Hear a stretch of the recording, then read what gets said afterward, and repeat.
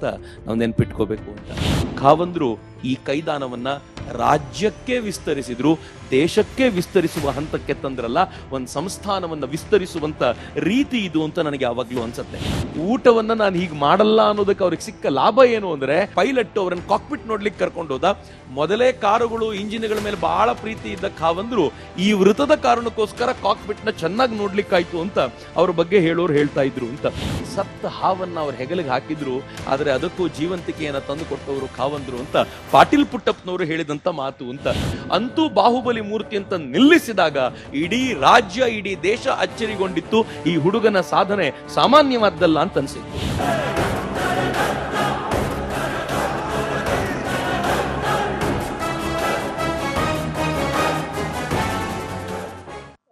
ಪಟ್ಟಾಧಿಕಾರ ಅನ್ನೋ ಪದವನ್ನ ಕೇಳಿದ ತಕ್ಷಣ ತುಂಬಾ ದೊಡ್ಡದ್ದೇನು ಅಂತ ಬಹಳ ಜನರಿಗೆ ಅನ್ಸುತ್ತೆ. ಅದು ಯಾವಾಗಲೂ ಹಾಗೆ, ಆ ಹೆಸರೇ ಚೆನ್ನಾಗಿದೆ, ಅಧಿಕಾರ, ಪಟ್ಟಾಧಿಕಾರ ಅಂತ. ಆದರೆ ಬಹಳ ಜನರಿಗೆ ಗೊತ್ತಿಲ್ಲ ಅದೊಂದು ಮುಳ್ಳಿನ ಹಾಸಿಗೆ ಇದ್ದಂತೆ ಅಂತ. ಯಾವುದೇ ಅಧಿಕಾರವೂ ಮುಳ್ಳಿನ ಹಾಸಿಗೆ. ಅದರಲ್ಲೂ ಧರ್ಮವನ್ನ ಸ್ಥಾಪಿಸ್ಲಿಕ್ಕೆ ಅಂತ ಯಾರಿಗೆ ಅಧಿಕಾರ ಕೊಡ್ತಾರೋ ಅವರು ಮುಳ್ಳಿನ ಸಿಂಹಾಸನದ ಮೇಲೆ ಕೂತಿರ್ತಾರೆ ಅಂತ ನಾವು ನೆನ್ಪಿಟ್ಕೋಬೇಕು ಅಂತ. ಇಡೀ ಧರ್ಮಸ್ಥಳದ ಪರಂಪರೆಯಲ್ಲಿ ನಾನು ಅತ್ಯಂತ ವೇಗವಾಗಿ ನಿಮ್ಮ ಎದುರಿಗೆ ಪ್ರಸ್ತುತಪಡಿಸೋದಾದರೆ, ಧರ್ಮಸ್ಥಳದ ಪರಂಪರೆಯಲ್ಲಿ 3 ಜನ ಹೆಗ್ಗಡೆಯವರನ್ನ ಎಲ್ಲರೂ ತುಂಬ ನೆನಪಿಸ್ಕೊಳ್ತಾರೆ. ಈಗಿನ ವೀರೇಂದ್ರ ಹೆಗ್ಗಡೆಯವರು, ಇವರ ತಂದೆ ರತ್ನವರ್ಮ ಹೆಗ್ಗಡೆಯವರು ಮತ್ತು ಇವರ ತಾತ ಮಂಜಯ್ಯ ಹೆಗ್ಗಡೆಯವರು. ಮಂಜಯ್ಯ ಹೆಗ್ಗಡೆಯವರನ್ನ ಮಾತನಾಡುವ ಮಂಜುನಾಥ ಅಂತಾನೆ ಅವತ್ತಿನ ದಿನಗಳಲ್ಲಿ ಕರೀತಾ ಇದ್ರು ಅಂತ. ಅಷ್ಟರ ಮಟ್ಟಿಗೆ ಅವರ ಖ್ಯಾತಿ ಇದೆ. ಯಾಕೆ ಈ ಮಾತನ್ನು ಹೇಳ್ತೀನಿ ಅಂತಂದ್ರೆ, ಮನೆಯಲ್ಲಿ ಒಂದು ಶಿಶು ಹುಟ್ಟಿದಾಗ, ಅಂದ್ರೆ ಇವತ್ತಿನ ವೀರೇಂದ್ರ ಹೆಗ್ಗಡೆಯವರು ಹುಟ್ಟಿದಾಗ ಮಾತನಾಡುವ ಮಂಜುನಾಥ ಮಂಜಯ್ಯ ಹೆಗ್ಗಡೆಯವರು ಹೇಳಿದ್ರಂತೆ, ಧರ್ಮಸ್ಥಳದ ದೀಪ ಬೆಳಗಿತು ಅಂತ.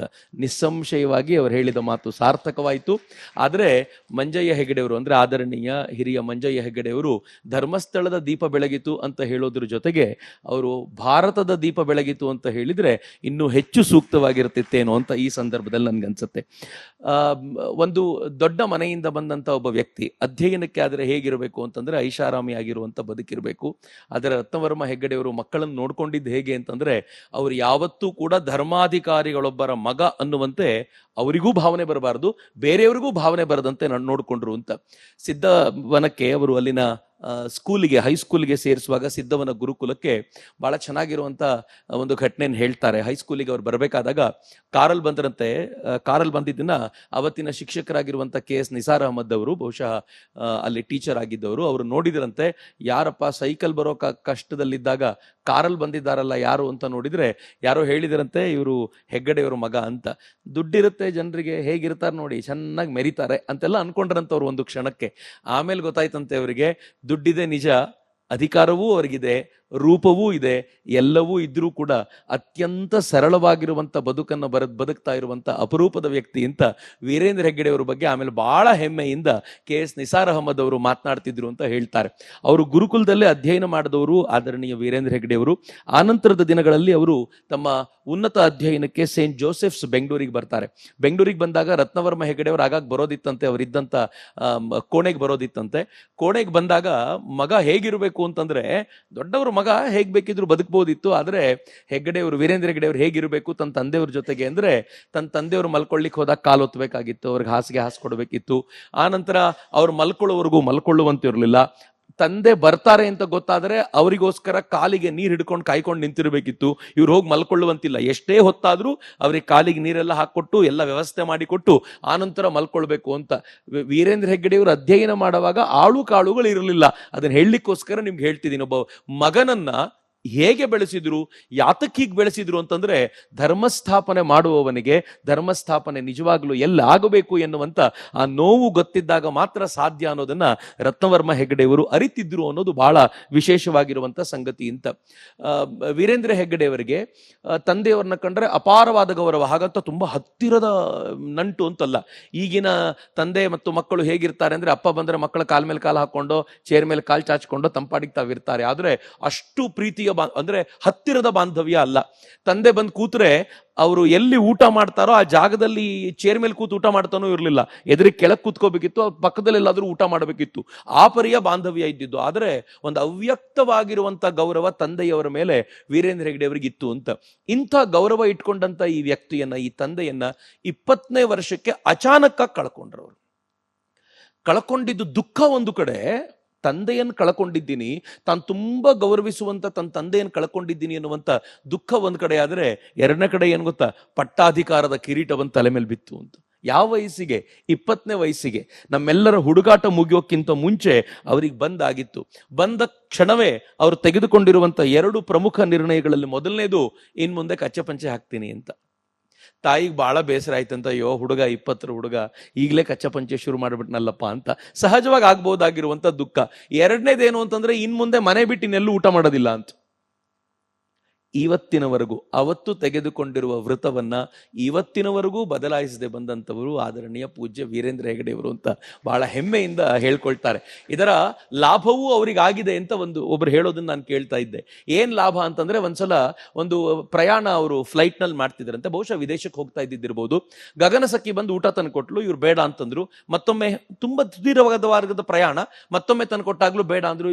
ನಾವು ಶುದ್ಧ ಶಾಕಾಹಾರಿನೇ, ಇದು ಜೈನ್ ಫುಡ್ ತಗೊಳ್ಳಿ ಅಂತಂದ್ರು. ಇವರಂದ್ರು, ಇಲ್ಲ, ನಾನು ಮನೆಯಲ್ಲಿ ಬಿಟ್ಟು ಬೇರೆ ಎಲ್ಲೂ ಮಾಡಿದ್ದನ್ನು ತಿನ್ನೋದಿಲ್ಲ ಅಂತ ಸಂಕಲ್ಪ ಇದೆ, ವ್ರತ ಇದೆ ಅಂತ. ಒಂದು ಗಾಬರಿ ಆಯ್ತು, ಹಿಂಗ್ ಸಾಧ್ಯನಾ ಯಾರಿಗಾದ್ರು? ತಕ್ಷಣ ಅದನ್ನ ನೋಡಿ ಪೈಲಟ್ ಓಡಿ ಬಂದ, ನಾವು ವ್ಯವಸ್ಥೆ ಚೆನ್ನಾಗಿ ಮಾಡಿದ್ದೀವಿ, ತಲೆ ಕೆಡ್ಸ್ಕೊಳ್ಬೇಡಿ, ಊಟ ಮಾಡಿ ಎಂದ. ಅವನು ಗಾಬರಿಯಾಗಿ ಕೇಳ್ದ, ಹೇಗೆ ಸರ್ ಸಾಧ್ಯ ಇದು ಅಂತ. ಕೊನೆಗೆ ಅವನಿಗೆ ತುಂಬಾ ಮುಜುಗರ ಅನ್ಸಿ ಅವನು ಹೇಳ್ದ, ನಾನು ಏನಾದ್ರೂ ನಿಮ್ಗೆ ಮಾಡಬಹುದು ಅಂತಿದ್ರೆ ದಯಮಾಡಿ ಹೇಳಿ ನನಗೆ ಅಂತ. ಕಾವಂದ್ರು ಹೇಳಿದ್ರಂತೆ, ನಂದು ಒಂದೇ ಒಂದು ಅಪೇಕ್ಷೆ ಇದೆ, ಒಂದ್ಸಲ ಕಾಕ್ಪಿಟ್ ನೋಡ್ಬೋದಾ, ನಾನು ಕರ್ಕೊಂಡು ಹೋಗ್ತೀರಾ?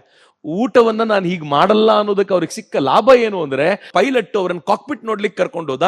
ಮೊದಲೇ ಕಾರುಗಳು ಇಂಜಿನ್ಗಳ ಮೇಲೆ ಬಹಳ ಪ್ರೀತಿ ಇದ್ದ ಕಾವಂದ್ರು ಈ ವೃತದ ಕಾರಣಕ್ಕೋಸ್ಕರ ಕಾಕ್ಪಿಟ್ ನ ಚೆನ್ನಾಗಿ ನೋಡ್ಲಿಕ್ಕಾಯ್ತು ಅಂತ ಅವ್ರ ಬಗ್ಗೆ ಹೇಳೋರು ಹೇಳ್ತಾ ಇದ್ರು ಅಂತ. ಆದ್ರೆ ದೇವಸ್ಥಾನದ ಏಕಾಕಿ ಈ ಪಟ್ಟಾಧಿಕಾರ ಬಂದ ತಕ್ಷಣ ಈ ಎಲ್ಲವನ್ನೂ ನಿಭಾಯಿಸಬಹುದು. ದೇವಸ್ಥಾನದ ಹೊಣೆ ಹೊರೋದಿದೆಯಲ್ಲ, ಸುಲಭದ ಕೆಲಸ ಅಲ್ಲ. ಯಾಕೆಂದ್ರೆ ಅಲ್ಲೊಂದು ನಿಷ್ಠೆ ಬೇಕು.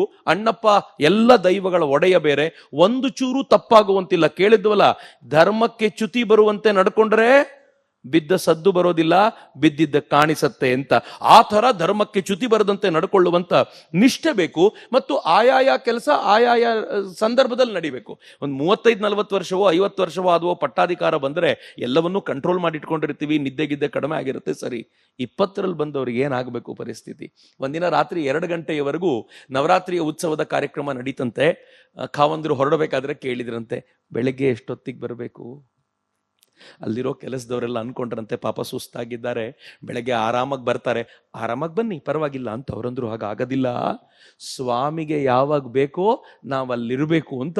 ಬೆಳಿಗ್ಗೆ ಯಾವ ಸಂದರ್ಭದಲ್ಲಿ ಅಲ್ಲಿರ್ಬೇಕೋ ಅಷ್ಟರ ವೇಳೆಗೆ ತಯಾರಾಗಿ ಅಲ್ಲಿ ನಿಂತ್ಕೊಂಡು ಇಡೀ ದಿನದ ಕೆಲಸಗಳನ್ನ ಮಾಡಿದವರು ಕಾವಂದ್ರು ಅಂತ ಹೇಳ್ತಾರೆ. ಇದು ಕಾವಂದ್ರ ಬಗ್ಗೆ ಇರುವಂತ. ಅಂದಿನಿಂದ ಇವತ್ತಿನವರೆಗೂ ಅವರ ಈ ರೀತಿ ನೀತಿ ಬದಲಾಗಲಿಲ್ಲ ಅಂತ. ಅದಕ್ಕೆ ಅವ್ರ ಬಗ್ಗೆ ಅವ್ರ ಮಗಳ ಜೊತೆ ನೆನ್ನೆ ಮಾತಾಡ್ತಿರುವಾಗ ಅವ್ರು ಹೇಳ್ತಿದ್ರು, ಅವ್ರಿಗೆ ಹೇಗೆ ಅಂತಂದ್ರೆ, ಈ ಅಧಿಕಾರ ಬಂದಾಗ ಹೆದರಿಕೆ ಇತ್ತಂತೆ. ಒಂದ್ ಕಡೆ ತಂದೆನ ಕಳ್ಕೊಂಡಂತ ನೋವು, ಎರಡನೇದು ಹೆದರಿಕೆ. ಯಾಕೆ ಅಂತಂದ್ರೆ, ಈ ಧರ್ಮ ಸಂಸ್ಥಾನ ನಾನು ಹೇಗಪ್ಪ ನಡೆಸಬೇಕು ಎನ್ನುವಂತ ಆತಂಕ ಅಂತ. ಅಷ್ಟಾಗಿಯೂ ಅವರ ಮನೆತನಕ್ಕೆ ಯಾವ ಚತುರ್ದಾನಗಳ ಕುರಿತಂತೆ ಭಗವಂತ ಆದೇಶಿಸಿದ್ನೋ ಅದನ್ನ ಇವತ್ತಿನವರೆಗೂ ನಡೆಸ್ಕೊಂಡು ಬಂದಿದ್ದಾರೆ. ಇವರಿಗಿಂತ ಮುಂಚಿನವರು ಕೈದಾನ ಅಂತ ಮನೆಗೆ ಬಂದವರಿಗೆ, ಬೀಡಿಗೆ ಬಂದವರಿಗೆ, ಹತ್ತಿರದಲ್ಲಿದ್ದವರಿಗೆ ಕೈದಾನ ಮಾಡ್ತಿದ್ರು. ಕಾವಂದ್ರು ಈ ಕೈದಾನವನ್ನ ರಾಜ್ಯಕ್ಕೆ ವಿಸ್ತರಿಸಿದ್ರು, ದೇಶಕ್ಕೆ ವಿಸ್ತರಿಸುವ ಹಂತಕ್ಕೆ ತಂದ್ರಲ್ಲ, ಒಂದು ಸಂಸ್ಥಾನವನ್ನ ವಿಸ್ತರಿಸುವಂತ ರೀತಿ ಇದು ಅಂತ ನನಗೆ ಯಾವಾಗ್ಲೂ ಅನ್ಸತ್ತೆ. ಕಾವಂದರ ಒಟ್ಟಾರೆ ವ್ಯಕ್ತಿತ್ವವನ್ನು ನನಗಿರೋ ಸಮಯದಲ್ಲಿ ಒಂದು 4-5 ಅಂಶಗಳನ್ನು ನಾನು ಮುಂದಿರಿಸೋ ಪ್ರಯತ್ನ ಮಾಡ್ತೀನಿ. ಮೊದಲನೇದು, ಕಾವಂದರ ದೊಡ್ಡ ಶಕ್ತಿ ಅಂದ್ರೆ ಸವಾಲುಗಳನ್ನ ಸ್ವೀಕಾರ ಮಾಡುವಂತ ಅವ್ರ ಕೆಪಾಸಿಟಿ. ಯಾವ ಚಾಲೆಂಜ್ ಎದುರಿಗೆ ಬಂದಾಗ್ಲೂ ಕೂಡ ಅವರು ಎದೆಗುಂದುವಂಥದ್ದಿಲ್ಲ. ಮೊದಲ ಚಾಲೆಂಜ್ ಅವರು ಸ್ವೀಕಾರ ಮಾಡಿದ್ದು, ತಂದೆಯವರು ಬಾಹುಬಲಿಯ ಮೂರ್ತಿಯನ್ನ ತಯಾರಿ ಮಾಡ್ಲಿಕ್ಕೆ ವ್ಯವಸ್ಥೆ ಮಾಡಿದ್ದಾರೆ. ಇವ್ರು ಬಂದ ತಕ್ಷಣ ಅದು ತಯಾರಾಗಿದೆ, ಅದನ್ನ ತಗೊಂಡ್ ಬಂದು ಧರ್ಮಸ್ಥಳದಲ್ಲಿ ನಿಲ್ಲಿಸಬೇಕು.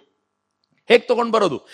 ಎಲ್ಲರೂ ವಾರ್ನ್ ಮಾಡಿದ್ರು, ದಾರಿಯುದ್ದಕ್ಕೂ ಅನೇಕ ಬ್ರಿಡ್ಜ್ ಇವೆ, ಯಾವ ಬ್ರಿಡ್ಜ್ ಮುರಿದು ಬಿದ್ರು ನೀವೇ ಸರಿ ಮಾಡ್ಬೇಕು. ಅಲ್ಲಿಂದ ತಗೊಂಡ್ ಬರ್ಲಿಕ್ಕೆ ಆಗತ್ತಾ ಅಷ್ಟು ದೂರಕ್ಕೆ? ಏನಾಗಿದೆ ಅಂತ ಅವ್ರು ಯಾವ್ಯಾವ ತಂತ್ರಜ್ಞಾನ ಇದೆಯೋ ಅದನ್ನೆಲ್ಲ ಬಳಸ್ಕೊಂಡ್ರು. ರೈಲ್ವೆಯವರು ಬ್ರಿಡ್ಜ್ ಹೇಗ್ ಕಟ್ತಾರೆ ಅನ್ನೋದನ್ನ ವಿಶೇಷವಾಗಿ ಅಧ್ಯಯನ ಮಾಡಿಸಿ ಅದೇ ತಂತ್ರಜ್ಞಾನವನ್ನು ಬಳಸಿ ಬೇಕಾದ ಕಡೆಯಲ್ಲಿ ಬ್ರಿಡ್ಜ್ ಅನ್ನು ಹಾಕಿಸಿ ಅಂತೂ ಬಾಹುಬಲಿ ಮೂರ್ತಿ ಅಂತ ನಿಲ್ಲಿಸಿದಾಗ ಇಡೀ ರಾಜ್ಯ, ಇಡೀ ದೇಶ ಅಚ್ಚರಿಗೊಂಡಿತ್ತು. ಈ ಹುಡುಗನ ಸಾಧನೆ ಸಾಮಾನ್ಯವಾದ್ದಲ್ಲ ಅಂತ ಅನ್ಸಿತ್ತು. ಅಲ್ಲಿವರೆಗೂ ಶಿಕ್ಷಣ ಸಂಸ್ಥೆಗಳೆಲ್ಲ ಧರ್ಮಸ್ಥಳದ ಆಸುಪಾಸಿನಲ್ಲೇ ಇದ್ದಾಗ ಒಂದಿನ ಇದ್ದಕ್ಕಿದ್ದಂತೆ ಪೇಜಾವರ ಶ್ರೀಗಳು ಅವ್ರನ್ನ ಕರೆದು ಕೇಳಿದ್ರು, ಈ ತರ ಧಾರವಾಡದಲ್ಲಿ ಒಂದು ಶಿಕ್ಷಣ ಸಂಸ್ಥೆ ಇದೆ, ಹುಕ್ಕೇರಿಕರ್ ಅಂತ ಒಬ್ರು ಸ್ವಾತಂತ್ರ್ಯ ಹೋರಾಟಗಾರ ನಡೆಸ್ತಾ ಇದ್ದಿದ್ದು, ಜನತಾ ಶಿಕ್ಷಣ ಸಂಸ್ಥೆ ಅಂತ ಮುಚ್ಚುವ ಹಂತದಲ್ಲಿ ಬಂದಿದೆ, ಏನಾದ್ರು ಮಾಡ್ಬೋದಾ? ಆಗ ವೀರೇಂದ್ರ ಹೆಗಡೆ ಅವರು ಆಯ್ತು ಅಂದ್ಬಿಟ್ರು. ಆಯ್ತು ಅಂತ ಹೇಳಿ ಸ್ವೀಕಾರ ಮಾಡಿ ಪ್ರತಿ ತಿಂಗಳು ಅಲ್ಲಿಗೊಮ್ಮೆ ಹೋಗಿ ಅಲ್ಲಿನ ವ್ಯವಸ್ಥೆ ನೋಡಿಕೊಂಡು ಸಂಬಳ ಇಲ್ಲದೆ ಪರಿತಪಿಸ್ತಾ ಇದ್ದ ಶಿಕ್ಷಕರಿಗೆ ಸಂಬಳವನ್ನ ಕೊಡುವ ವ್ಯವಸ್ಥೆಯನ್ನು ಮಾಡಿ ಇಡೀ ಶಿಕ್ಷಣ ಸಂಸ್ಥೆಯನ್ನ ಜೀವಂತಿಕೆಯ ಕಳೆ ತುಂಬುವಂತೆ ಮಾಡಿದ್ದು ಕಾವಂದ್ರು. ಇದನ್ನ ನೋಡಿಯೇ ಎಂಥ ಮಾತನ್ನ ಪಾಟೀಲ್ ಪುಟ್ಟಪ್ಪನವ್ರು ಹೇಳಿದ್ರು ಅಂತಂದ್ರೆ, ಸತ್ತ ಹಾವನ್ನ ಅವ್ರ ಹೆಗಲಿಗೆ ಹಾಕಿದ್ರು, ಆದರೆ ಅದಕ್ಕೂ ಜೀವಂತಿಕೆಯನ್ನ ತಂದು ಕೊಟ್ಟವರು ಕಾವಂದ್ರು ಅಂತ ಪಾಟೀಲ್ ಪುಟ್ಟಪ್ಪನವರು ಹೇಳಿದಂತ ಮಾತು ಅಂತ. ಹೀಗೆ ಸತ್ತ ಹಾವಿಗೆ ಜೀವ ತುಂಬಿದ್ದು ಇದು ಇವತ್ತು ನೆನ್ನೆದು ಅಲ್ಲ. ಅವರು ರುಡ್ಸೆಟ್ ಏನು ಕಲ್ಪನೆ ಇತ್ತು ಅದನ್ನು ಕೇಂದ್ರ ಸರ್ಕಾರ ಸ್ವೀಕಾರ ಮಾಡಿ ಇದನ್ನ ಇಡೀ ದೇಶಕ್ಕೆ ವಿಸ್ತಾರ ಮಾಡ್ತೀವಿ ಅಂತಂದಾಗ, ಕಾವಂದ್ರು ಇಡೀ ದೇಶದಲ್ಲಿ RCET ವಿಸ್ತಾರ ಆಗಿದ್ದಾಗ ಅವರೇ ಗ್ರೇಡ್ ಕೊಡ್ತಿದ್ರು. ತುಂಬಾ ಚೆನ್ನಾಗಿರೋದಕ್ಕೆ A, B, C, ಅತ್ಯಂತ ಕೆಟ್ಟದಾಗಿರೋದಕ್ಕೆ D ಅಂತ. ಇದಕ್ಕೆ ಸಂಬಂಧಪಟ್ಟ ಮಿನಿಸ್ಟರ್ ಹೇಳಿದ್ರು ಸರಿಯಾಗಿ ಕೆಲಸ ನಡೀತಿಲ್ಲ RCET ಅಂತ. ಅವರಂದ್ರು ಕರ್ನಾಟಕದಲ್ಲಿ ಎಲ್ಲೆಲ್ಲಿದೆಯೋ ಚೆನ್ನಾಗಿ ನಾವು ಮಾಡಿದ್ದೀವಿ, ಬೇರೆ ರಾಜ್ಯಗಳಲ್ಲಿ ಕೋಆಪರೇಷನ್ ಸ್ವಲ್ಪ ಕಡಿಮೆ ಇದೆ, 1 ವರ್ಷ ಸಮಯ ಕೊಡಿ, ಎಲ್ಲವನ್ನು ಆನ್ ಪಾರ್ ತಂದು ನಿಲ್ಲಿಸ್ತೀವಿ ಅಂತ 1 ವರ್ಷ ಹಗಲು ರಾತ್ರಿ ಕೆಲಸ ಮಾಡಿದ ಕಾವಂದ್ರು RCET ಯಾವ ಹಂತಕ್ಕೆ ತಂದ್ರು ಅಂತಂದ್ರೆ, ಹೆಚ್ಚು ಕಡಿಮೆ ಎಲ್ಲವೂ A ಗ್ರೇಡಿಗೆ ಬರುವಂತೆ ಮಾಡುವ ಪ್ರಯತ್ನ ಇತ್ತಲ್ಲ, ಅದು ಕಾವಂದರ ಸಿಂಗಲ್ ಹ್ಯಾಂಡೆಡ್ಲಿ ಅವ್ರು ಮಾಡಿರುವಂತ ಕೆಲಸ ಅಂತ ಅನೇಕ ಬಾರಿ ಅನ್ಸುತ್ತೆ. ಅವ್ರ ಸವಾಲುಗಳು ಸ್ವೀಕಾರದ ವಿಚಾರ ಬಂದಾಗ ಮಧ್ಯವರ್ಜನೆ ಅನ್ನುವಂತ ಒಂದು ಸವಾಲನ್ನು ಸ್ವೀಕಾರ ಮಾಡಿದ್ರು. ಸಾಧ್ಯ ಉಂಟಾ ಅಂತ ಕೇಳಿದ್ರೆ ಭಾಷಣ ಸಾಧ್ಯ ಉಂಟು, ಮಾಡೋದಲ್ಲ ಅಂತ ಎಲ್ಲರೂ ಅನ್ಕೊಂಡಿರುವಾಗ ಅದನ್ನ ಸವಾಲ್ ಸ್ವೀಕಾರ ಮಾಡಿದ್ರು. ನಾನು ಒಂದ್ಸಲ ಅವ್ರ ಜೊತೆ ಮಾತನಾಡ್ತಿರುವಾಗ ಅವ್ರು ಹೇಳಿದ್ರು, ಮಧ್ಯವರ್ಜನ ಶಿಬಿರ ತುಂಬಾ ಚೆನ್ನಾಗಿ ಎಫೆಕ್ಟಿವ್ ಆಗಿ ನಡೀತಾ ಇರಬೇಕಾದಾಗ ಅವರೊಂದಿನ ಕಾರಲ್ಲಿ ಬರ್ತಿದ್ರಂತೆ, ಪ್ರಾಬಬ್ಲಿ ಉಜಿರೆ ಬೆಳ್ತಂಗಡಿ ಭಾಗದಲ್ಲಿ ಒಂದು ಪ್ರತಿಭಟನೆ, 250-300 ಜನ. ಇವ್ರು ಕೇಳಿದ್ರಂತೆ ಪ್ರತಿಭಟನೆ ಏನು? ಯಾರೋ ಹೇಳಿದ್ರು ನಿಮ್ ವಿರುದ್ಧ. ನನ್ನ ವಿರುದ್ಧ ಏನು? ಮದ್ಯವರ್ಜನೆ ಯಾಕೆ ಮಾಡ್ತಿದ್ದಾರೆ, ನಮಗೆ ಮದ್ಯ ಬೇಕು ಅಂತ ಒಂದು ಪ್ರತಿಭಟನೆ ನಡೀತಿದೆ ಅಂತ. ಅವರ ಸಮಾಜದಲ್ಲಿ ಹೀಗೂ ನಡೀಬಹುದು ಅನ್ನುವಂಥ ಪರಿಕಲ್ಪನೆ ಇರಲಿಲ್ಲ ಅಂತ. ಸೊ ಈ ರೀತಿ ಸವಾಲುಗಳನ್ನು ಸ್ವೀಕಾರ ಮಾಡಿ ಇವತ್ತು ಅವ್ರು ಹೇಳ್ತಾರಲ್ಲ, ಎಷ್ಟು ಜನರಿಗೆ ನಾವು ಮದ್ಯವರ್ಜನೆ ಮಾಡಿಸಿದೀವಿ ಅದ್ರ ಬಗ್ಗೆ ಎಲ್ಲ ವಿವರ ಆಮೇಲೆ ಸಿಗುತ್ತೆ. ಅದರಲ್ಲಿ ಒಂದು 10-15% ಜನ ವಾಪಸ್ ಹೋಗ್ತಾರೆ, ಉಳಿದ 85% ಜನ ತಮ್ಮ ಬದುಕನ್ನ ಚೆನ್ನಾಗಿ ನಡೆಸ್ತಾರೆ ಅಂತ. ಸವಾಲಲ್ವೇನ್ರಿ ಇದು? ನಮ್ಮ ನಡುವೆ ತೆಗೆದುಕೊಳ್ಬಹುದಾಗಿರುವಂತ ಸವಾಲು ಅಂತ ನನಗೆ ಯಾವಾಗ್ಲೂ ಅನ್ಸುತ್ತೆ. ಅವ್ರದ್ದು ದಣಿವಿಲ್ಲದ ದುಡಿಮೆ 72-82 ಅಂದ್ರೆ 72ನೇ ಇಸ್ವಿಯಲ್ಲಿ ಅವ್ರು ತೆಗೆದುಕೊಂಡ್ರು. 10 ವರ್ಷಗಳಲ್ಲಿ ಅವ್ರು ಎಷ್ಟು ಓಡಾಡಿದ್ದಾರೆ ಅಂತಂದ್ರೆ, ಶನಿವಾರ ಅವರು ಒಂದು ಪ್ರವಾಸ ಶುರು ಮಾಡಿದ್ರೆ 3 ಜಿಲ್ಲೆಗಳನ್ನು ಮುಗಿಸ್ಕೊಂಡು, ಭಾನುವಾರ 3 ಜಿಲ್ಲೆಗಳನ್ನ ಎಲ್ಲ ಪ್ರವಾಸ ಮುಗಿಸ್ಕೊಂಡು, ಸೋಮವಾರ ಬಂದು ಎಂದಿನ ಚಟುವಟಿಕೆಗೆ ಹಾಜರಾಗಿ, ಸೋಮವಾರ ಇರಲೇಬೇಕಲ್ಲ ಕ್ಷೇತ್ರದಲ್ಲಿ, ಮಂಗಳವಾರ ಮತ್ತೆ ಪ್ರವಾಸಕ್ಕೆ ಹೋಗಿ ಪ್ರವಾಸಗಳನ್ನು ಮಾಡ್ತಾ 10-12 ವರ್ಷಗಳಲ್ಲಿ ಯಾವ ಪರಿ ದೇಹವನ್ನ ಸವೆಸಿದ್ರು ಅನ್ನೋದನ್ನ ಇಮ್ಯಾಜಿನ್ ಮಾಡ್ಲಿಕ್ಕೆ ಸಾಧ್ಯ ಇಲ್ಲ ಅಂತ ಹೇಳ್ತಾರೆ. ಮತ್ತು ಅವ್ರ ಕೆಲಸದ ಶೈಲಿ ಹೇಗೆ ಅಂತಂದ್ರೆ, ಮಹಾಮಸ್ತಕಾಭಿಷೇಕ ನಡೀತಿತ್ತಂತೆ ವಿಜೃಂಭಣೆಯಿಂದ, 1 ಸೆಕೆಂಡು ಪುರುಸೊತ್ತಿಲ್ಲ, ಅಷ್ಟು ಸಾಧುಗಳು ಅಷ್ಟು ಮುನಿಗಳು ಎಲ್ಲ ಬಂದಿದ್ದಾರೆ. ಪುರುಸೊತ್ತೇ ಇಲ್ಲದ ಜಾಗದಲ್ಲಿ 1 ಗಂಟೆ ಯಾವುದೋ ಟೈಮ್ ಇದ್ದಾಗ ತಮ್ಮಲ್ಲೊಬ್ರಿಗೆ ಹೇಳಿದ್ರಂತೆ, ಅದೊಂದು ಕೆಲಸ ಬಾಕಿ ಇತ್ತಲ್ಲ, ಫೈಲ್ ನೋಡೋದು ಬಾಕಿ ಇತ್ತಲ್ಲ, ಆ ಫೈಲ್ ತಗೊಂಡ್ಬಂದ್ಬಿಡು, 1 ಗಂಟೆ ಗ್ಯಾಪ್ ಇದೆ, ಈ 1 ಗಂಟೆಯಲ್ಲಿ ಆ ಕೆಲಸ ಮುಗಿಸೋಣ ಅಂತ. ಆ 1 ಗಂಟೆಯೂ ಕೂಡ ವಿಶ್ರಾಂತಿಗಲ್ಲ ಅಂತ. ಆ ಪರಿ ದಣಿವಿಲ್ಲದ ದುಡಿಮೆ ಅವರದ್ದು. ಇನ್ನು ಕಾವಂದರ ವಿಚಾರಕ್ಕೆ ಬಂದಾಗ ಅನುಕಂಪ ದಯೆ ಬಹಳ ವಿಶಿಷ್ಟವಾದ್ದು. ನಾನು ಪ್ರತಿ ಬಾರಿ ಅವ್ರ ಕಥೆ ಕೇಳುವಾಗ್ಲೂ ವಿಶಿಷ್ಟ ಅನ್ಸತ್ ನನಗೆ. ಒಂದ್ಸಲ ದಂಪತಿಗಳು ಬಂದಿದ್ರಂತೆ, ಇವರದೆಲ್ಲ ಬೀಡಿನಲ್ಲಿ ಎಲ್ಲರನ್ನು ಮಾತನಾಡಿಸಿ ಕಳಿಸಾಯ್ತು. ಆ ದಂಪತಿಗಳು ಕೂತು ಇವರನ್ನೇ ನೋಡ್ತಾ ಇದ್ರು. ಇವ್ರು ಎದ್ದು ಅಲ್ಲಿಗೆ ಹೋದ್ರು. ಒಂದು ಮಗು ಅದು ನೋಡ್ತಾ ನಗ್ತಾ ಇತ್ತು. ಕಾವಂದ್ರ ಬಹಳ ಖುಷಿ ಆಯ್ತಂತೆ, ಈ ಮಗು ಯಾವಾಗ್ಲೂ ಹೀಗೆ ನಗ್ತಿರುತ್ತಾ? ಆ ತಾಯಿ ಹೇಳಿದ್ರು, ಇಲ್ಲ ಸ್ವಾಮಿ, ಇದು ಫ್ಯಾನ್ ನೋಡಿದಾಗ ನಗತ್ತೆ. ನಮ್ಮ ಮನೇಲಿ ಫ್ಯಾನ್ ಇಲ್ಲ, ನನ್ನ ತಾಯಿ ಮನೇಲಿ ಫ್ಯಾನ್ ಇದೆ, ಅದ್ ನೋಡಿ ನಗ್ತಾ ಇರುತ್ತೆ, ಅದೇ ತರ ಇಲ್ಲಿ ಫ್ಯಾನ್ ನೋಡಿ ನಗ್ತಾ ಇದೆ. ಹೌದಾ, ಮಗು ಯಾವತ್ತು ಹೀಗೆ ನಗ್ತಾ ಇರಲಿ ಅಂತ ಹೇಳಿ ಕಳಿಸ್ಕೊಟ್ರು. ಮಾರನೇ ದಿನ ಬೆಳಿಗ್ಗೆ ಅವ್ರ ಮನೆಗೆ ಎಲೆಕ್ಟ್ರಿಷಿಯನ್ಸ್ ಬಂದ್ರಂತೆ. ಈ ಮಗು ಮಲಗೋ ಜಾಗ ಯಾವುದು? ಕಾವಂದ್ರು ಫ್ಯಾನ್ ಕಳಿಸಿದ್ದಾರೆ ಫ್ಯಾನ್ ಹಾಕಿಸ್ಲಿಕ್ಕೆ ಅಂತ. ಅನ್ಇಮ್ಯಾಜಿನಬಲ್ ರೀ, ಇದು ಬಹಳ ವಿಶಿಷ್ಟವಾದ್ದು. ಒಂದು ದಂಪತಿಗಳು ಬಂದು ನಿಂತಿದ್ರು. ದಂಪತಿಗಳಲ್ಲ, ಒಂದು ಹೆಣ್ಣಿನ ತಂದೆ ತಾಯಂದ್ರು ಬಂದು ನಿಂತ್ಕೊಂಡಿದ್ರು. ಅವ್ರ ಕೈ ಮುಗಿದು ಬಹಳ ಮುಖ ಸಣ್ಣ ಮಾಡಿ ನಿಂತ್ಕೊಂಡಿದ್ರು. ನನ್ನ ಮಗಳಿಗೆ ಮದುವೆ ಫಿಕ್ಸ್ ಆಗಿದೆ, ಗಂಡಿನ ಕಡೆಯವ್ರು ಏನೂ ಕೇಳ್ತಾ ಇಲ್ಲ, ಆದ್ರೆ ತಾಳಿ ಆದ್ರೂ ನಾವೇ ಕೊಡಬೇಕು ಅಂತಿದ್ದಾರೆ, ಅಷ್ಟು ಶಕ್ತಿ ಇಲ್ಲ, ಏನ್ ಮಾಡಬೇಕು ಅಂತ ಕೇಳ್ಕೊಂಡಾಗ ಕಾವಂದ್ರು ಒಳಗೋದ್ರಂತೆ.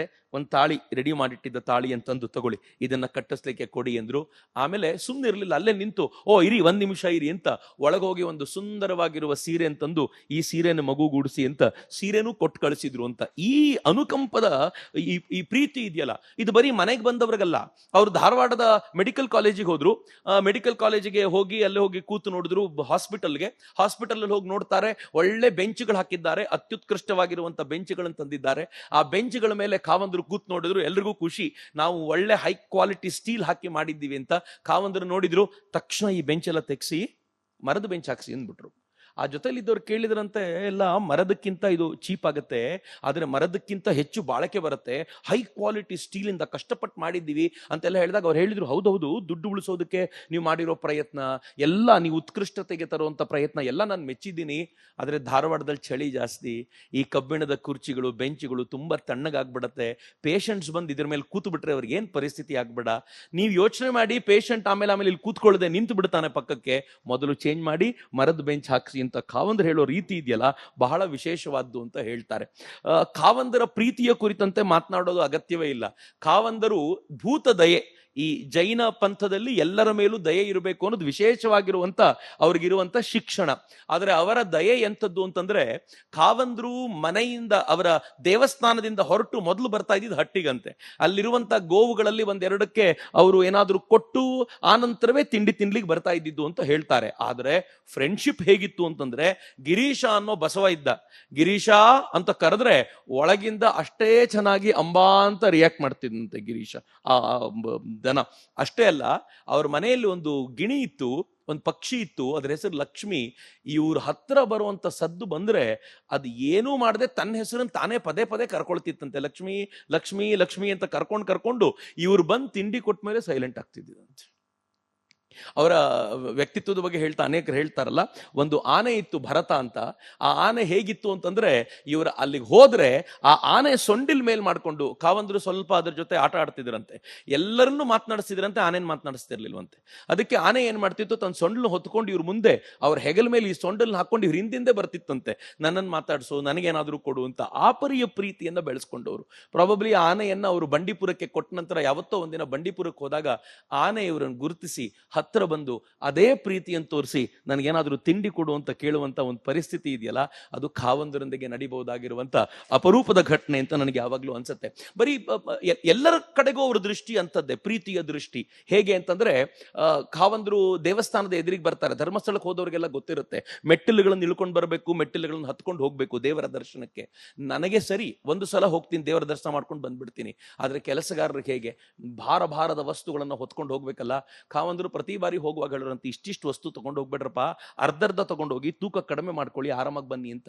ಕೊನೆಗೆ ಒಂದಿನ ಇವ್ರು ಯಾರು ಕೇಳೋದಿಲ್ಲ ಅಂತ ಗೊತ್ತಾದ್ಮೇಲೆ ಒಂದಿನ ಅವ್ರು ಏನೋ ಯೋಚನೆ ಮಾಡಿದ್ರು, ಏನೋ ನೋಡಿದ್ರು. ನೆಕ್ಸ್ಟ್ ಡೇ ಒಂದಷ್ಟು ಜನ ಕೆಲಸಗಾರರು ಬಂದ್ರು, ಏನೋ ಒಂದಷ್ಟು ಯಂತ್ರಗಳು ಬಂದ್ವು. ಏನು ಅಂತ ನೋಡಿದ್ರೆ, ವಸ್ತುಗಳನ್ನ ಸಾಗಿಸ್ಲಿಕ್ಕೆ ಒಂದು ಅತ್ಯಾಧುನಿಕವಾಗಿರುವಂತ ಬೆಲ್ಟಿನ ಯಂತ್ರವನ್ನು ಅವರು ಮಾಡಿಸಿ ವಸ್ತುಗಳನ್ನ ಸಾಗಿಸಿ ಈ ಕೆಲಸಗಾರರ ಹೊರೆಯನ್ನ ಕಡಿಮೆ ಮಾಡಬೇಕು ಅನ್ನುವಂತ ಆಲೋಚನೆ ಮಾಡ್ತಾರಲ್ಲ. ಈ ಥರದ ಪ್ರೀತಿ, ದಯೆ, ಅನುಕಂಪ ಇದು ಒಬ್ಬ ಪ್ರಮುಖವಾದ ಶ್ರೇಷ್ಠವಾದ ವ್ಯಕ್ತಿಗೆ ಮಾತ್ರ ಬರೋದು ಸಾಧ್ಯ. ಆದರೆ ಕಾವಂದ್ರು ಇನ್ನೂ ಹೆಚ್ಚಿಗೆ ಹೇಳಬೇಕು ಅಂತಂದ್ರೆ, ಒಬ್ಬ ಅದ್ಭುತವಾದ ಕುತೂಹಲಿ. ಅವ್ರಿಗೆ ಎಂತಹ ಕುತೂಹಲ ಇದೆ ಅಂತಂದ್ರೆ, ಅವ್ರದೊಂದು ಮಂಜೂಷಾ ಅನ್ನುವಂಥ ಮ್ಯೂಸಿಯಂ ಇದೆ, ನೀವು ಹೋಗ್ಬೇಕು. ಪ್ರತಿಯೊಂದರ ಹಿಂದೆ ಕಾವಂದರ ವಿಶೇಷ ಶ್ರಮ ಇದೆ. ಹೆಂಗ್ ಗೊತ್ತಾಗುತ್ತೆ ಅಂತಂದ್ರೆ, ಅಲ್ಲಿರುವಂತ ಯಾವ್ದಾದ್ರು ಒಂದು ಐಟಮ್ ಅವ್ರ ಮುಂದೆ ಇಟ್ರೆ ಆ ಐಟಮ್ ಎಲ್ಲಿಂದ ಬಂತು, ಹೇಗ್ ತಂದ್ವಿ, ಅದರ ಕೆಲಸ ಏನು, ಪ್ರತಿಯೊಂದನ್ನು ಎಕ್ಸ್ಪ್ಲೈನ್ ಮಾಡ್ತಾರೆ. ಇಂಜಿನ್ಗಳ ಮೇಲೆ, ಕಾರ್ ಇಂಜಿನ್ಗಳ ಮೇಲೆ ಎಂಥ ಪ್ರೀತಿ ಅಂತಂದ್ರೆ, ಈ ಇಂಜಿನ್ ಈ ತರ ವರ್ಷದಲ್ಲಿ ಆಯ್ತು, ಇದರ ನೆಕ್ಸ್ಟ್ ವರ್ಷನ್ ಇದು ಇದ್ಯಾಕೆ ಹಾಳಾಯ್ತು, ಇದರ ನೆಕ್ಸ್ಟ್ ವರ್ಷನ್ ಏನು, ಇವೆಲ್ಲವನ್ನು ಎಕ್ಸ್ಪ್ಲೈನ್ ಮಾಡಬಲ್ಲಷ್ಟು ಥರೋನೆಸ್ ಅವರಿಗಿದೆ. ಮತ್ತು ಪ್ರೀತಿ ಹೇಗೆ ಅಂತಂದ್ರೆ, ಅವ್ರ ಬಗ್ಗೆ ಒಂದು ಮಾತನ್ನು ಹೇಳ್ತಾರೆ. ಒಂದ್ಸಲ ಅವರು ಕಾರ್ನಲ್ಲಿ ಹೋಗ್ತಾ ಇದ್ರಂತೆ, ಎಲ್ಲೋ ಒಂದ್ ಕಡೆ ನಿಲ್ಸಿತ್ತು ಕಾರು. ಅವ್ರೇನಾದ್ರು ತಾನು ಗಾಡಿಯಲ್ಲಿ ತಗೊಂಡ್ಬಂದಿರುವಂತ ತಿಂಡಿ ತಿನ್ನೋಣ ಅಂತ ಕಾರನ್ನು ನಿಲ್ಸ್ಕೊಂಡಿದ್ರು. ಪಕ್ಕದಲ್ಲೇ ನೋಡಿದ್ರು ಒಂದು ಅತ್ಯಾಧುನಿಕವಾದ ಬೈಕ್. ತಕ್ಷಣ ಇಳಿದೋದ್ರಂತೆ. ಆ ಬೈಕಿನ ತರುಣ ಇರ್ತಾನಲ್ಲ, ಅವನಿಗೆ ಕೇಳಿದ್ರಂತೆ, ಇದು ಇಂಥ ಬೈಕ್ ತಾನೆ, ಇದು ಇಲ್ಲಿಂದ ಬಂದಿರೋ ತಾನೆ, ಇಂಥ ಮಾಡೆಲ್ ತಾನೆ. ಅವನು ಗಾಬರಿ ಆಗ್ಬಿಟ್ಟಂತ ಒಂದ್ಸಲ. ಒಂದು ಕಾವಂದ್ರೆ ಇಳಿದು ಬಂದು ಮಾತಾಡಿಸ್ತಿರೋದು, ಎರಡನೇದು ಬೈಕಿನ ಮೇಲೆ ಅವ್ರಿಗಿರುವಂತ ನಾಲೆಡ್ಜು. ಅದನ್ನ ನೋಡಿ ಅವರೆಲ್ಲ ಮಾತನಾಡಿ ಇವ್ರೇನ್ ಮಾಡಿದ್ರಂತೆ, ಅವ್ನು ಬಹಳ ಚೆನ್ನಾಗಿ ಎಕ್ಸ್ಪ್ಲೈನ್ ಮಾಡಿದ್ನಂತೆ. ಅವನು ಕೂಡ ಎಲ್ಲ ತನ್ನ ತಿಂಡಿಯನ್ನು ತರಿಸಿ ಅವನಿಗೂ ಶೇರ್ ಮಾಡಿ, ಇದು ಈ ತಿಂಡಿ, ಇದು ನಮ್ಮ ಕಡೆ ಹಿಂಗ್ ಮಾಡ್ತಾರೆ ತಗೋ ಅಂತ ಅವನ ಜೊತೆ ಶೇರ್ ಮಾಡಿ ತಿನ್ನುವಂತ ಈ ಭಾವ ಇದೆಯಲ್ಲ, ಆ ಕುತೂಹಲ ಅವರಿಗೆ ಮಾತ್ರ. ಈ ಕಾರಣಕ್ಕೇನೆ ನೀವು ಧರ್ಮಸ್ಥಳದ ಬಿಲ್ಡಿಂಗ್ಸ್ ಏನೇನ್ ನೋಡ್ತಿರೋ ಎಲ್ಲವೂ ಕೂಡ ವಿಶಿಷ್ಟ. ಯಾಕೆ ಅಂತಂದ್ರೆ, ಕಾವಂದ್ರ ತಾವೇ ಇಂಟ್ರೆಸ್ಟ್ ತಗೊಂಡು ಆರ್ಕಿಟೆಕ್ಟ್ ಅನ್ನು ಕರೆಸಿ ಹೀಗೆ ಆಗಬೇಕು ಅಂತ ಒಂದು ಇದ್ರ ಬಗ್ಗೆ ಹೇಳ್ತಾರೆ. ಯಾವುದೋ ಒಂದು ಮೈಸೂರಿನ ಒಂದು ಬಿಲ್ಡಿಂಗು 11 ಬಾರಿ ರಿಜೆಕ್ಟ್ ಮಾಡಿದ್ರಂತೆ, ಬೇಡ, ಇದು ಬೇಡ, ನನಗೆ ಹೀಗೆ ಬೇಕು, ಈ ತರ ಬೇಕು ಅಂತ ಕೇಳಿ ಮಾಡುವಂತ ಆ ಪ್ರಿಸಿಷನ್ ಇದೆಯಲ್ಲ, ಎಸ್ಥೆಟಿಕ್ ಸೆನ್ಸ್ ಇದೆಯಲ್ಲ, ಅದು ಅವರಿಗಿರುವಂತದ್ದು ಅಂತ. ಮಿತ್ರ, ನಾನು ತುಂಬಾ ಹೇಳ್ಬೋದು, ಆದ್ರೆ ಸಮಯದ ಇದರಿಂದ ನಾನು ಒಂದೇ ಒಂದು ಮಾತನ್ನ ಹೇಳ್ಬೋದು ಅಂತಂದ್ರೆ, ಕಾವಂದ್ರು ಯಾವ ಯೋಜನೆ ತೆಗೆದುಕೊಳ್ತಾರೋ ಆರಂಭದಲ್ಲಿ ಅಸಾಧ್ಯ ಅನ್ಸುತ್ತೆ, ಫೈನಲಿ ಕಾವಂದರು ಅದನ್ನ ಒಂದೊಂದೇ ಹೆಜ್ಜೆ ಮಾಡ್ತಾ ಹೋದಾಗ ಪ್ರತಿಯೊಬ್ಬರಿಗೂ ಅನ್ಸುತ್ತೆ, ಓ ಇಷ್ಟು ಸುಲಭ ಇತ್ತ ಈ ಯೋಜನೆ ಅಂತ. ಕಾವಂದರು ಅಂಥ ಯೋಜನೆಗಳನ್ನು ತಂದರು. ಅವ್ರು ತಂದಿರುವಂಥ ಧರ್ಮೋತ್ಥಾನ, ಜೀರ್ಣವಾಗಿರುವಂಥ ಮಂದಿರಗಳನ್ನ ಪುನರ್ ನಿರ್ಮಾಣ ಮಾಡುವಂಥ ಪರಿಕಲ್ಪನೆ ಊಹಿಸ್ಲಿಕ್ಕೂ ಸಾಧ್ಯವಿಲ್ಲದೆ ಇರುವಂಥದ್ದು ಕಾವಂದರು ಮಾಡಿ ತೋರಿಸಿದ್ರು. ಕಾವಂದರು ಭಜನಾ ಕಮ್ಮಟವನ್ನು ತಂದ್ರು. ಆ ಭಜನಾ ಕಮ್ಮಟ ಹೇಗೆ, ಬರುವಂತ ಭಜನೆ ಹಾಡೋರು ಕರ್ಕಶವಾಗಿ ಹಾಡ್ತಿದ್ದಾರೆ ಅಂತ ಗೊತ್ತಾದಾಗ ಇವ್ರಿಗೊಂದು ಟ್ರೈನಿಂಗ್ ಕ್ಯಾಂಪ್ ಶುರು ಮಾಡಬೇಕು ಅಂತ ಟ್ರೈನಿಂಗ್ ಕ್ಯಾಂಪ್ ಮಾಡಿದ್ರು. ಇವತ್ತು ಇಡೀ ರಾಜ್ಯದಲ್ಲಿ ಅತ್ಯುತ್ಕೃಷ್ಟವಾಗಿರುವಂತಹ ಒಂದು ಯೋಜನೆಯಾಗಿ ರೂಪುಗೊಂಡಿರೋದು ಭಜನಾ ಕಮ್ಮಟ. ನೈತಿಕ ಶಿಕ್ಷಣದ ಪರಿಕಲ್ಪನೆಯೂ ಹಾಗೆ. ನ್ಯಾಚುರೋಪತಿ ಮತ್ತು ಯೋಗಕ್ಕೆ ಅವರೊಂದು ಸೆಂಟರ್ ಎಲ್ಲೋ ನೋಡ್ಕೊಂಡು ಬಂದ್ರು, ಅದನ್ನ ನಾವು ಶುರು ಮಾಡಬೇಕು ಅಂತಂದ್ರು. ಅದಕ್ಕೆ ಬೇಕಾದ ಡಾಕ್ಟರ್ಗಳು ಸಿಗೋದಿಲ್ಲ ಅಂತಂದ ಕಾಲೇಜ್ ಶುರು ಮಾಡಿದ್ರು. ಇಡೀ ದೇಶದಲ್ಲಿ ನ್ಯಾಚುರೋಪತಿ ಮತ್ತು ಯೋಗಕ್ಕೆ ಸಂಬಂಧಪಟ್ಟ ಮೊದಲ ಕಾಲೇಜ್ ಯಾರಾದರೂ ಕಟ್ಟಿದ್ರೆ ಅದು ಕಾವಂದರ ನೇತೃತ್ವದಲ್ಲಿ ಧರ್ಮಸ್ಥಳದವರು ಕಟ್ಟಿರೋದು ಅಂತ ಎಷ್ಟು ಜನರಿಗೆ ಗೊತ್ತು ಹೇಳಿ? ಇವತ್ತು ನ್ಯಾಚುರೋಪತಿ ಮತ್ತು ಯೋಗಕ್ಕೆ ಸಂಬಂಧಪಟ್ಟಂತೆ ಏನಾದರೂ ಪಾಲಿಸಿ ನಿರ್ಮಾಣ ಆಗಬೇಕು ಅಂದ್ರೆ ಆ ಪಾಲಿಸಿಯನ್ನ ಯಾರು ಮಾಡ್ತಾರೆ ಅಂತಂದ್ರೆ ಇದೇ ಕಾಲೇಜಿನಿಂದ ಕಲಿತಿರೋ ವಿದ್ಯಾರ್ಥಿಗಳು ಮೂಲ ದ್ರವ್ಯವಾಗಿ ಅದಕ್ಕೆ ಸಿಗ್ತಾರೆ, ಬಿಟ್ರೆ ಬೇರೆ ಯಾರು ಇಲ್ಲ ಅನ್ನೋದು ಧರ್ಮಸ್ಥಳದ ಕಿರೀಟಕ್ಕೊಂದು ಒಂದು ಗರಿ ಅಂತ, ನವಿಲ ಗರಿ ಅಂತ ನನಗೆ ಯಾವಾಗ್ಲೂ ಅನ್ಸುತ್ತೆ. ಇಷ್ಟೆಲ್ಲ ಆದಾಗ್ಯೂ ಟು ಕನ್ಕ್ಲೂಡ್, ಅವ್ರು ಯಾವಾಗಲೂ ಸ್ಥಿತಪ್ರಜ್ಞರು.